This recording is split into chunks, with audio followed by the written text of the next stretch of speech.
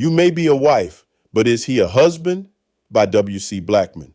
Exert from mind vision, a journey from here to there and all that's in between. Behind the unlocked rooms of truth, recognition, and understanding. It is a fundamental truth that a noun, a person, place, or thing is what it is.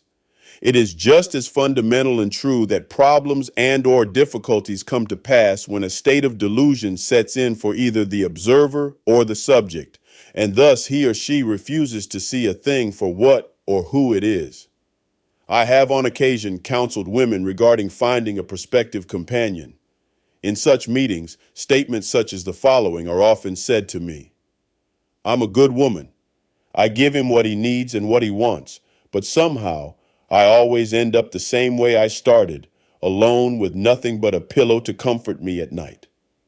Another young lady who was in the same counseling session said with righteous anger in her voice, I didn't even have a pillow to hold. The mofo stole those when he left, and the sheets too. The one commonality that the majority of these women shared was an agreement that they knew ahead of time, that what they were looking for in a man wasn't what they initially welcomed into their arms and life. In Proverbs 18:22, it is written, He who findeth a wife findeth a good thing. This quote strongly suggests that a woman is a wife prior to marriage. If one was to look just a wee bit deeper, it can be understood that there is a further suggestion that the virtue of being a woman does not innately make a wife. This basic truth is equally balanced when it comes to being a man and being a husband. Just like every woman isn't a wife, every man is definitely not a husband. Also, while qualities such as having a good job, intelligence, good looks, security, and swag may all be nice for a man to have, they distinctly do not define a husband. It has been asked, why would I place security on the list of qualities that don't make a husband? My response was and is this. Just because a person is fully capable of providing security doesn't mean that this security will provide happiness or a positive and loving relationship. The million-dollar question to be answered is, what is he or she securing you to, securing you for, and/or securing you from? Just like every noun is what it is, as long as one's seeing visors are clear, the opposite is also true that every adjective or descriptive phrase can and often does have several sides and/or meanings. He who finds a wife finds a good thing. This indicates that a wife is a wife despite and not because of her marital status or sex. In the same way, either a man is a husband or he is not. Consequently, just as you determine if a woman is a wife by her actions prior to getting married, so too can it be determined if a man is a husband. Incidentally, this can also provide an educated guess as to how he goes about being a husband to his own life. Not so incidentally, in most cases, if he is not a husband to his own life, there is a fair chance that he won't be a good husband to a wife, or to any woman for that matter. For these reasons, she who is looking for a potential husband would do well to implement a paradigm shift that steers away from husband seeking in the manner that society presently tends to lean towards, meaning such things as the amount of legal tender in the bank where he is employed, the cut and brand of his clothes, the shoes on his feet, and the kind of automobile he drives should not be viewed as key areas of importance. For all of these can be changed in the blink of an eye by way of a rather nice promotion at work, the publishing of a book, a new hit song, or a signature on the dotted line of a contract. Indeed, if said woman has the capability and means, which in fact many of today's women do, it can be made to happen at the blink of her eye. However, while clothing, shoes, and employment may give one an outside view of an individual, all of these are esoteric. Remember the old saying, all that glitters ain't gold. While much has changed over the passing decades and centuries, this old saying very much still holds true today. If one truly wishes to know a person, more telling results can be attained through observance of day-to-day living. To truly know and understand a book, one cannot merely view the cover. It must be opened and then read with a clear and open mind. So rather than focusing on his attire or otherwise attempting to learn how much money is in his bank account, the emphasis should be rather on if he pays his bills, however few or many there may be. Instead of focusing on his fashion sense, observe how he takes care of his clothing and his living quarters both inside and out. At first, this may seem to be without real merit, but on the contrary, it really does potentially provide exceptional knowledge about and insight into the kind of person he truly is. Observe him when he is working, rather on the job or while completing large and small chores.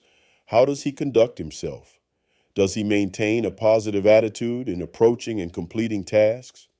Does he usually finish what he starts? Is he easily distracted?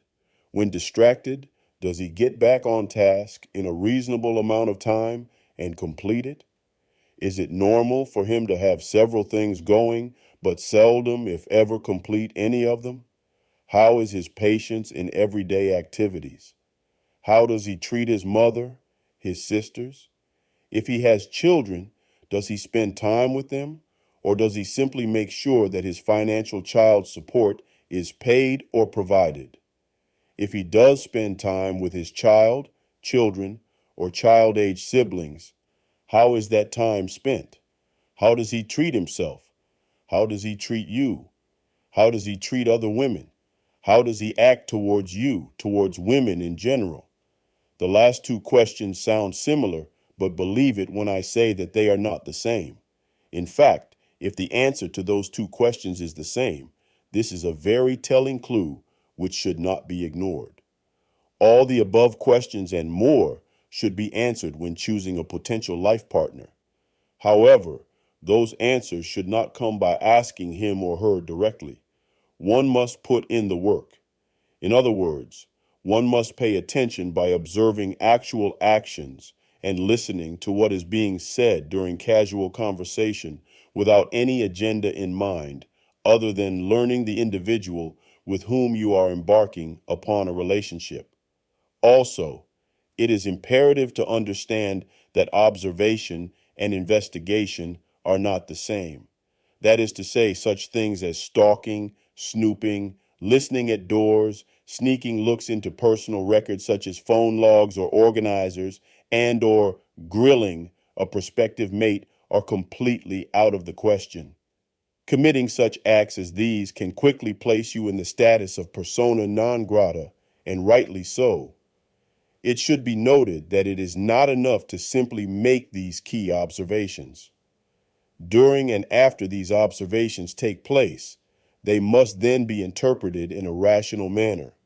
For example, if he does not spend time with his child, don't simply write him off.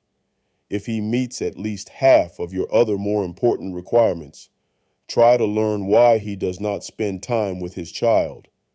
Likewise, if he does not meet at least half of your more essential requirements, with God, use the force to tell your mind and heart that this isn't the man we're looking for. Then move along, move along. Similarly, if he and his mother or sisters are not on good speaking terms without being overbearing, attempt to learn why. Most importantly, keep in mind that no one person is perfect, including and particularly you, but at the same time, also keep your mind vision clear. Meaning, don't accept excuses, and do not allow yourself to fall into that self-made trap of making excuses for him.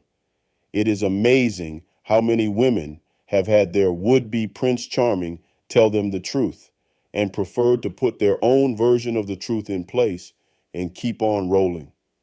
Consequently, this got them rolled over, rolled on, and eventually rolled out.